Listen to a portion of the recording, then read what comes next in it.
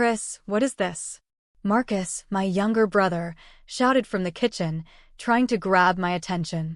Rolling my eyes, I paused from scrubbing the bathtub and leaned against the wall. What do you want now?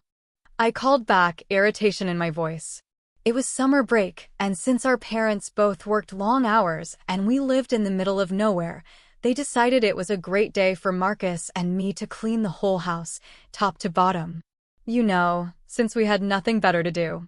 Just come in here and see. And don't cuss or I'll tell Mom. Marcus yelled, sounding just as frustrated. Sighing loudly, I got up and left the bathroom. As I walked down the hall toward the kitchen, I thought about all the cleaning we still had left to do, and with every step, my annoyance with Marcus grew. He had a knack for getting distracted from chores, especially by things that didn't matter. Being only 9, he often interrupted me to show off a dead bug or a big dust bunny he'd found. And as the older brother by 3 years, I was apparently the one he always called to take care of anything gross. I didn't appreciate the responsibility back then, but now, looking back, what I'd once seen as annoying little brother habits, I now remember fondly. When I finally stepped into the kitchen, I saw Marcus standing motionless in front of the sink. Marcus, what on earth are you doing? I asked. He turned to look at me, his face pale. Just come here and look already, and quit swearing, he replied, his tone tense. Rolling my eyes once more, I walked over, fully prepared to give him a playful wrestling move for wasting my time. If this is another dead bug, I swear I'm going. The words froze in my throat as I saw what he wanted to show me. Under the sink, where we usually kept cleaning supplies, bleach, gloves, sponges, that sort of thing, was something completely different. Instead of the usual clutter, there was a wide, red plastic tube slanting downward into darkness. Whoa, was all I could say in my stunned state. See, Marcus said urgently, standing beside me. I crouched in front of the cabinet and leaned in, making sure it wasn't some trick of the light. I reached out and touched the tube. It felt solid, no resistance. Peering down into its cylindrical depths, I squinted, trying to see where it led, but all I could make out was a dark tunnel that extended for maybe 15 or 20 feet before disappearing into complete darkness. It looks like a slide? I said uncertainly. It's a slide, Marcus said, a glimmer of excitement breaking through his confusion. I touched the smooth surface of the tube again, mystified. But why would there be a slide here? I asked. We don't have a basement, so where would it go? I looked to Marcus for answers, but though he was excited, he looked just as bewildered as I was. Maybe it's a surprise from Mom and Dad, he offered, doubt-lacing his words. No way. We'd have noticed if they installed a slide under the kitchen sink, I replied. Marcus's excitement faded as he stared down, seemingly unsure how to respond. I stood up and headed toward my parents' room. Where are you going? Marcus asked. To get Dad's flashlight, I replied, already opening the door to their room. Dad's flashlight was extremely bright, so much so that he kept it in a closet, away from where we could grab it. But Marcus and I knew where it was, and we'd used it a few times when our parents were out.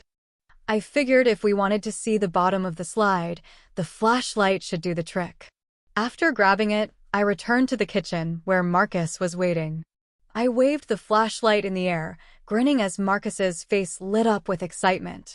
Okay, let's see how far this thing goes, I said, crouching down in front of the slide, curiosity sparking inside me.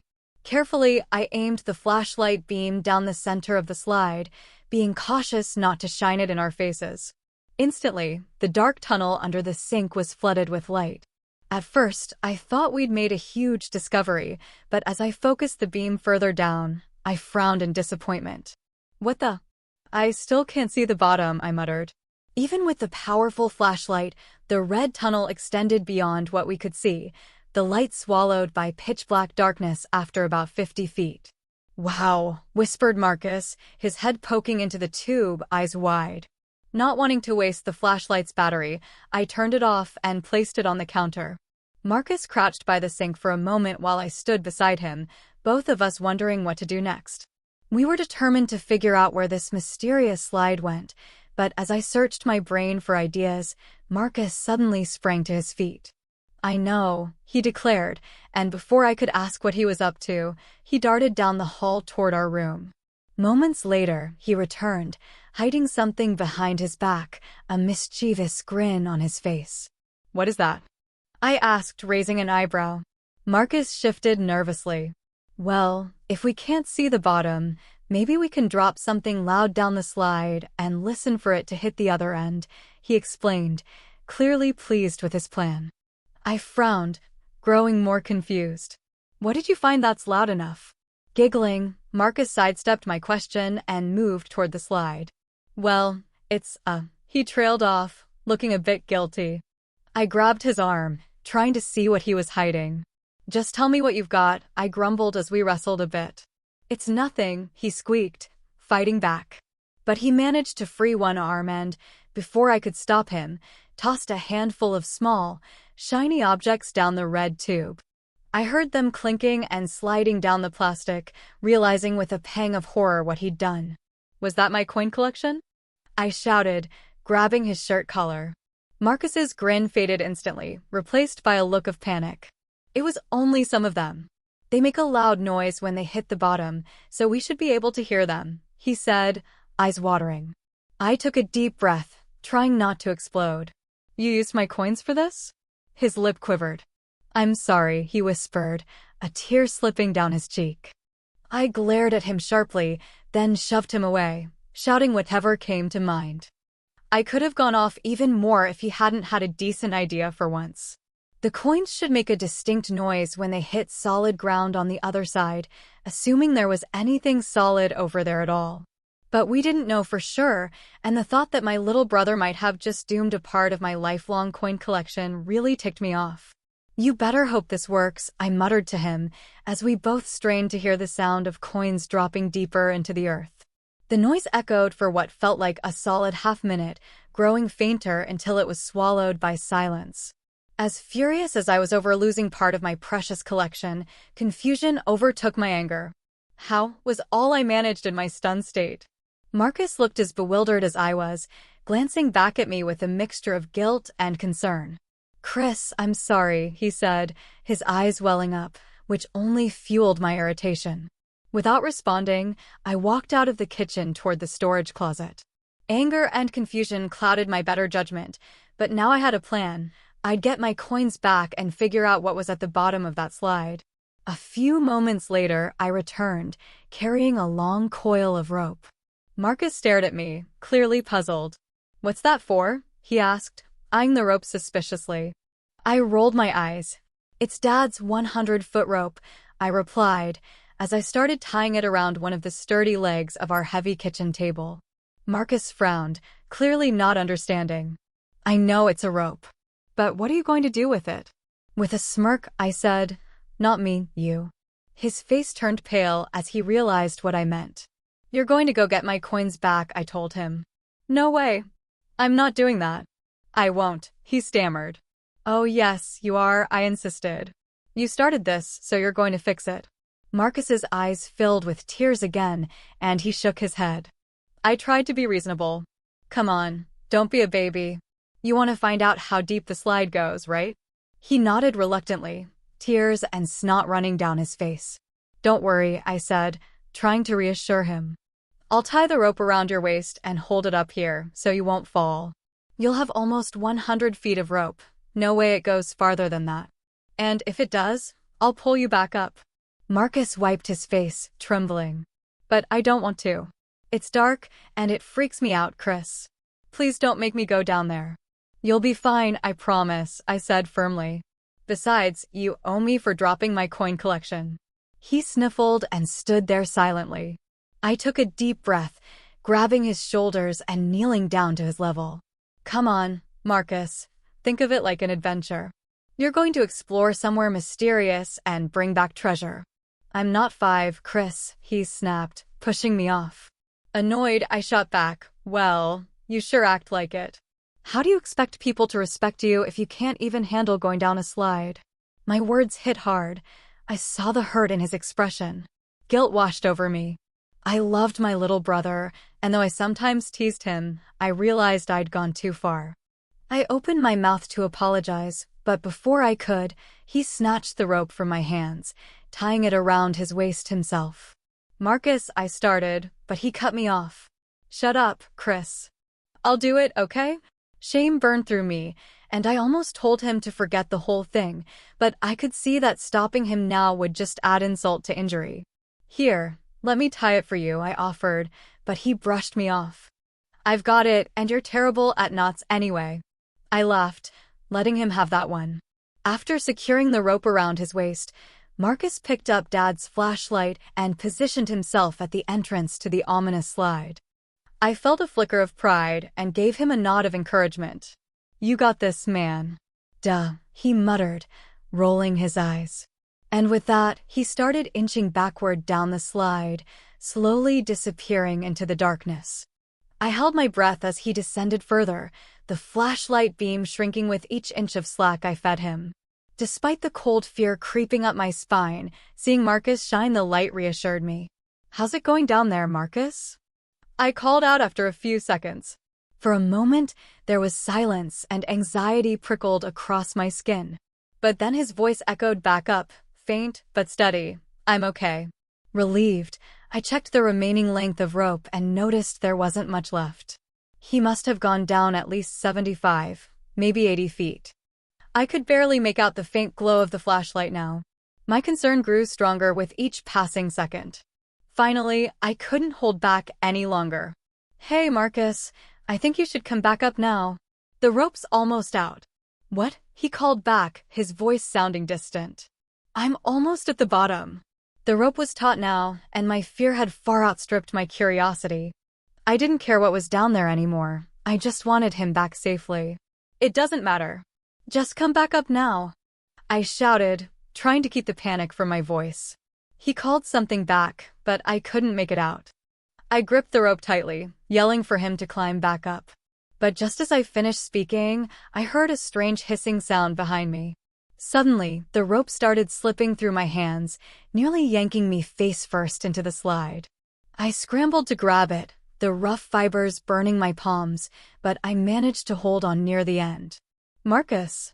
I screamed, my voice strained with pain and fear.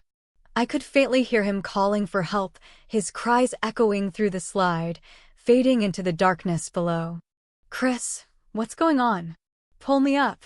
Marcus's voice echoed desperately. "I'm trying," I shouted, straining with every ounce of strength. My leg pressed hard against the entrance to the slide, and my arms burned as I tugged at the rope. My hands were raw, stinging from the friction, but I refused to let go. I could hear Marcus's panicked cries from below, echoing up the slide. I could feel his desperation travel up the rope as he tried to climb back up the blood-red tube.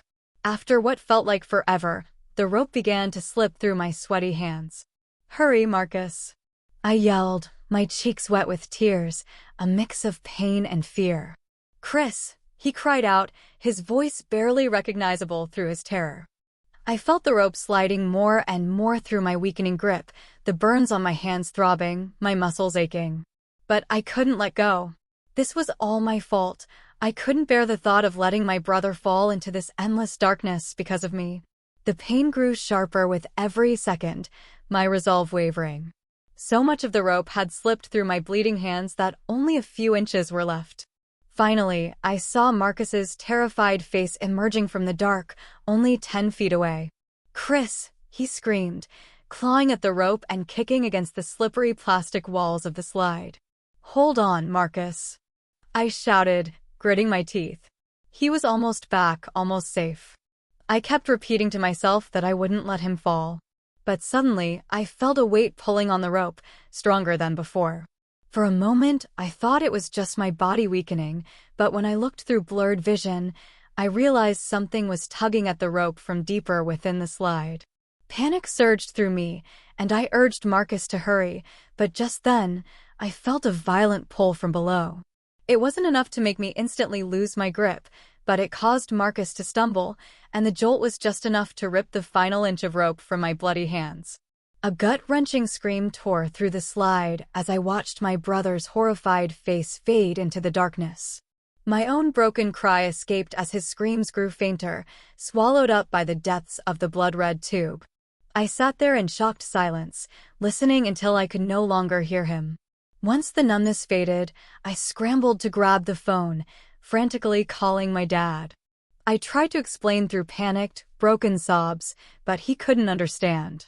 "Where's Marcus?" he kept asking, confused when I told him he'd fallen down the slide. I walked into the kitchen, still clutching the phone, desperate to make him understand.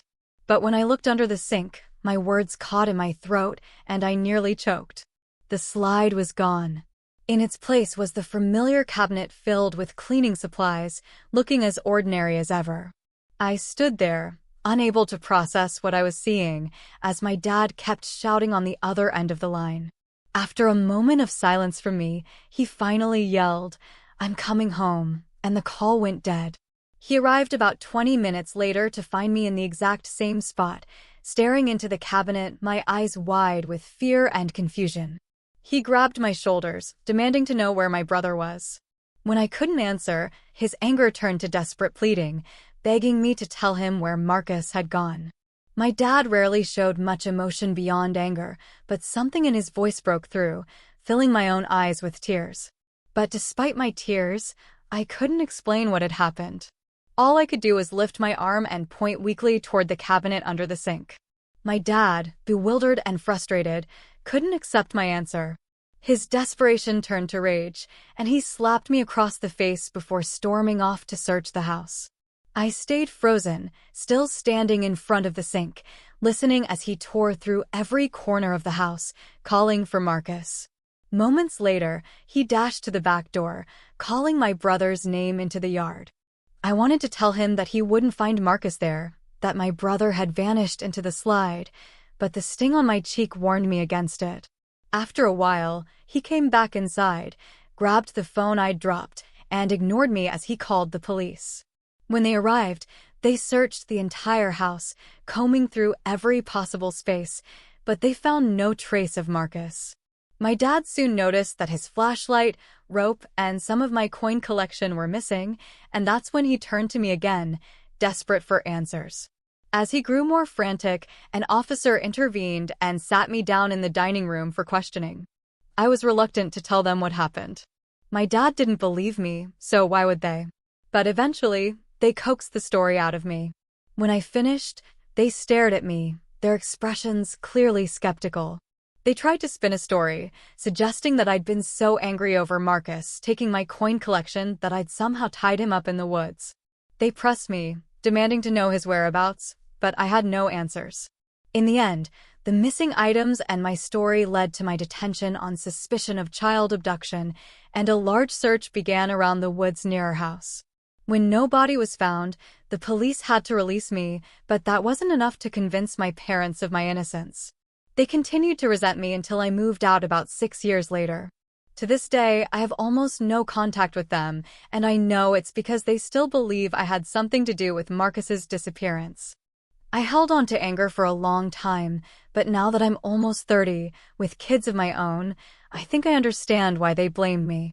After all, who else was there to blame? Marcus is still missing, and even I can't help but blame myself. I shouldn't have made him go into that damn slide. We should have left it alone, waited for our parents to come home, or just ignored our chores and gone outside to play. But I can't change the past. All I can do now is look toward the future. I have a family now, and my own kids are the most important part of my life. If there's one thing this experience has taught me, it's that my children will never go down a slide, especially not one under the kitchen sink.